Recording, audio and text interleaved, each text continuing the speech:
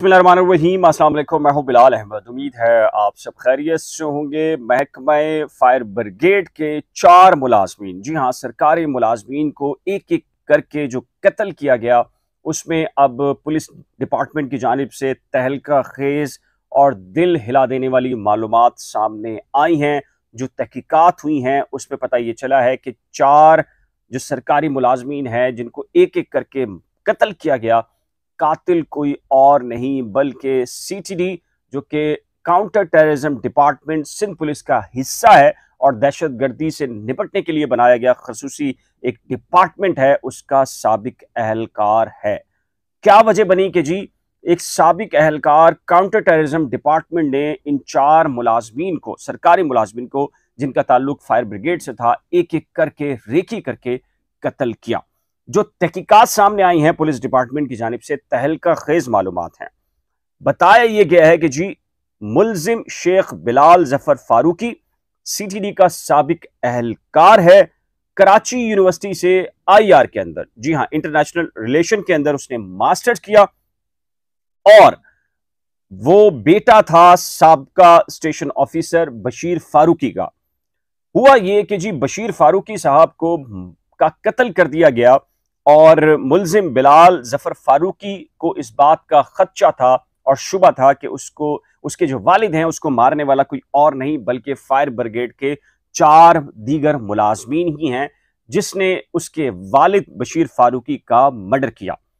उसने police department में होते हुए पुलिस पर इन्हिसार करने के बजाय, पुलिस से इंसाफ की तवक्को लगाने के बजाय, अदालतों पर इन्हिसार करने के बजाय खुद ये ठानी कि वो अपने वालिद के कातिलों को खुद अपने हाथ से कत्ल करेगा।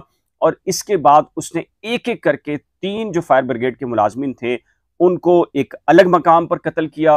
और फिर जो चौथा मुल्जिम है, मकतूल है फरीद, जी हाँ, जो कि लांडी में फायर स्टेशन में मौजूदा जो स्टेशन ऑफिसर है उसका भाई था, उसको जी सिविक सेंटर, जो कि कराची में ये तमाम तर जो केएमसी के ऑफिस हैं और यहाँ से ऑपरेट होते हैं, इनका एक ऑफिस है, वहां से निकलते हुए इसकी रेकी की और उसके बाद उसको भी कत्ल कर दिया।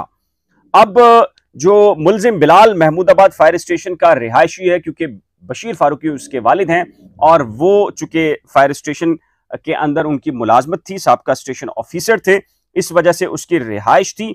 और यह बताया गया है कि बिलाल कुछ अरसा कबल जेल से रिहा हुआ और उसका क्रिमिनल रिकॉर्ड भी सामने आया है। और यह भी बताया गया है कि एक बाकायदा एसएचओ साहब हैं जिनसे मुल्जिम बिलाल जो है मुसलसल राब्ते में था और मुल्जिम ने वालिद के कत्ल के शुबे में तमाम कत्ल की ये वारदातें की।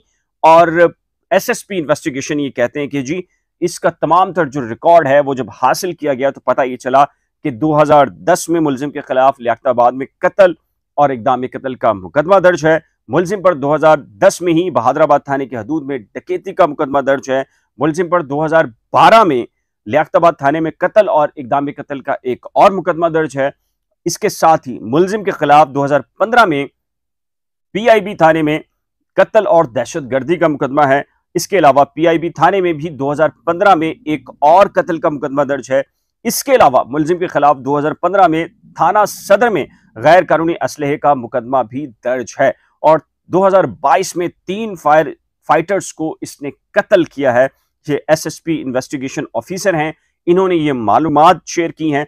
तो ये सूरत हाल है कि जी पाकिस्तान में अदल का जो निज़ाम है उस पर लोग भरोसा खुद क्या करें कि पुलिस डिपार्टमेंट का एक साबिक अहलकार, वो भी काउंटर टेररिज्म का डिपार्टमेंट का एक जो मास्टर्स किया हुआ एक नौजवान है, उसने अपने वालिद के कातिल मुबैना तौर पर उसने खुद फैसला किया कि पुलिस और अदालती निज़ाम पर भरोसा करने के बजाय अपने हाथों से मारेगा।